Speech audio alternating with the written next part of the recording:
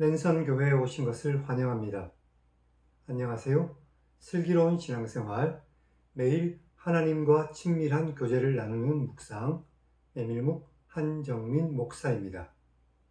우리가 흔히 뚱뚱하고 둔하다고 생각하는 동물, 여러분들은 제일 먼저 무슨 동물이 생각나시나요?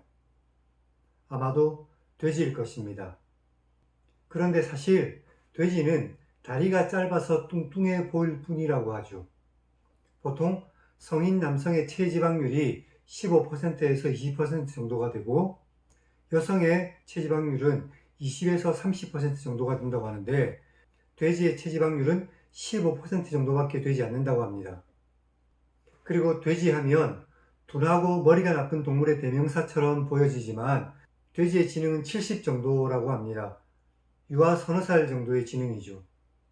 그래서 돼지는 동물 중에서 아주 똑똑한 편에 속한다고 합니다. 제가 돼지의 대변인이라도 되는 것은 아니고요.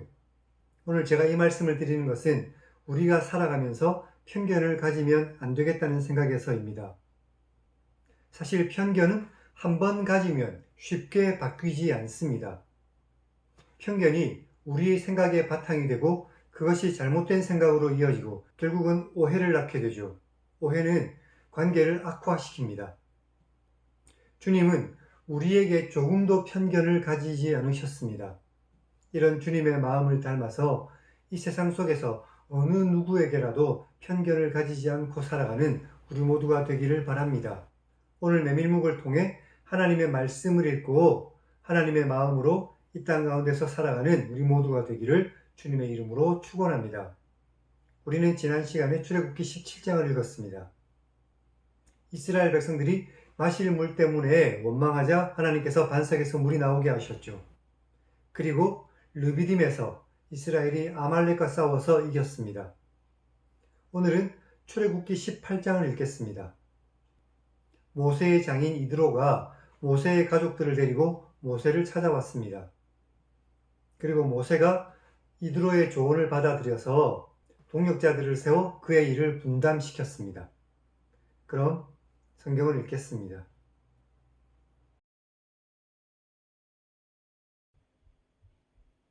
모세의 장인이며 미디안 제사장인 이드로가 하나님께서 모세와 자기 백성 이스라엘에게 하신 일, 곧 여호와께서 이스라엘을 애굽에서 인도하여 내신 모든 일을 들었습니다.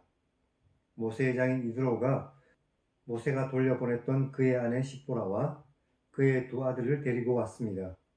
그 하나의 이름은 나그네라는 뜻의 게르솜입니다. 이것은 모세가 말하기를 내가 이방에서 나그네가 되었다 했기 때문이었습니다. 하나의 이름은 하나님이 도우심이라는 뜻의 엘리에셀입니다. 이것은 내 아버지의 하나님이 나를 도우사 바로의 칼에서 구원하셨다 라고 했기 때문이었습니다. 모세의 장인 이드로가 모세의 아들들과 그의 아내와 함께 광야에 들어와 모세에게 이르렀는데 곧 모세가 하나님의 산에 진친 곳이었습니다. 그가 모세에게 말을 전했습니다. 너의 장인인 나 이드로가 너의 아내와 그의 두 아들과 함께 너에게 왔다. 모세가 나가서 그의 장인을 맞아 절하고 그에게 입맞추었고 그들이 서로 문안하며 함께 장막에 들어갔습니다. 모세가 여호와께서 이스라엘을 위해 바로와 애굽 사람에게 행하신 모든 일들과 길에서 그들이 당한 모든 고난과 여호와께서 그들을 구원하신 일을 다 장인에게 말했습니다. 이드로가 여호와께서 이스라엘에게 큰 은혜를 베푸셔서 애굽 사람의 손에서 구원하신 것을 기뻐하여 말했습니다. 여호와를 찬송할 것이다. 너희를 애굽 사람의 손에서와 바로의 손에서 건져내셨고 백성을 애굽 사람의 손 아래에서 건지셨다. 이제 내가 알았다. 여호와는 모든 신보다 크시기 때문에 이스라엘에게 교만하게 행하는 그들을 이기셨다 하고 모세의 장인 이드로가 번제물과 희생제물을 하나님께 가져왔습니다. 그래서 아론과 이스라엘의 모든 장로가 와서 모세의 장인과 함께 하나님 앞에서 떡을 먹었습니다. 이튿날 모세가 백성을 재판하기 위해 앉아 있고 백성은 아침부터 저녁까지 모세 곁에 서 있었습니다. 모세의 장인이 모세가 백성에게 행하는 모든 일을 보고 말했습니다. 내가 이 백성에게 행하는 이 일이 어떻게 된 것인가? 어째서 내가 홀로 앉아 있고 백성은 아침부터 저녁까지 내 곁에 서 있느냐? 모세가 그의 장인에게 대답했습니다. 백성이 하나님께 여쭈어 보려고 제게로 오는 것입니다. 그들이 일이 있으면 제게 오는데 제가 그 양쪽을 재판하여 하나님의 율례와 법도를 알게 하는 것입니다. 모세의 장인이 모세에게 말했습니다. 내가 하는 것이 옳지 못하다. 너와 또 너와 함께한 이 백성이 결국에는 기력이 쇠할 것이니 이 일이 너에게 너무 과중하다. 내가 혼자서 다 할 수는 없는 것이다. 그러니 이제 내 말을 들어라. 내가 네게 방법을 가르쳐 줄 것이니 하나님께서 너와 함께 계실 것이다.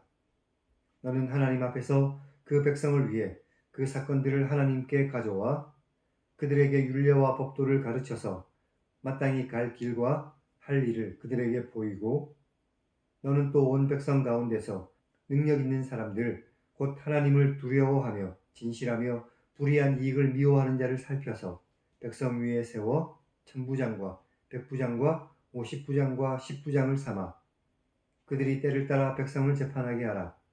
큰 일은 모두 내게 가져오게 하고 작은 일은 모두 그들이 스스로 재판하게 하라. 그리하면 그들이 너와 함께 이 일을 담당할 것이니 일이 내게 쉬울 것이다. 내가 만일 이 일을 하고 하나님께서도 내게 허락하시면 내가 이 일을 감당하고 이 모든 백성도 자기 자리로 평안히 돌아갈 것이다. 그래서 모세가 자기 장인의 말을 듣고 그 모든 말대로 행했습니다. 모세가 이스라엘 무리 중에서 능력 있는 사람들을 선택해서 그들을 백성의 우두머리 곧 천부장과 백부장과 50부장과 10부장을 삼았고 그들이 때를 따라 백성을 재판하며 어려운 일은 모세에게 가져오고 모든 작은 일은 스스로 재판했습니다. 모세가 그의 장인을 보냈고 그가 자기 땅으로 돌아갔습니다.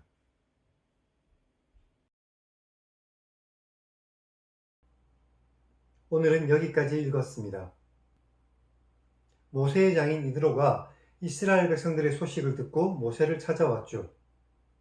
그와 함께 모세의 아내 십보라와 모세의 두 아들도 함께 왔습니다. 모세의 큰 아들은 나그네라는 뜻의 게르솜이었고 둘째 아들은 하나님이 도우심이라는 의미를 가진 엘리에셀이었습니다. 11절을 보면 하나님의 역사는 미디안 제사장인 이드로의 입에서도 이런 고백이 나오게 했습니다.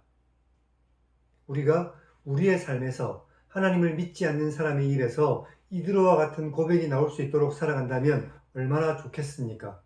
이런 삶을 살아가는 우리 모두가 되기를 바랍니다. 이드로가 하루 종일 재판하는 모세와 백성들을 보았습니다. 이것은 모세와 백성 양쪽 모두에게 힘든 일이었죠.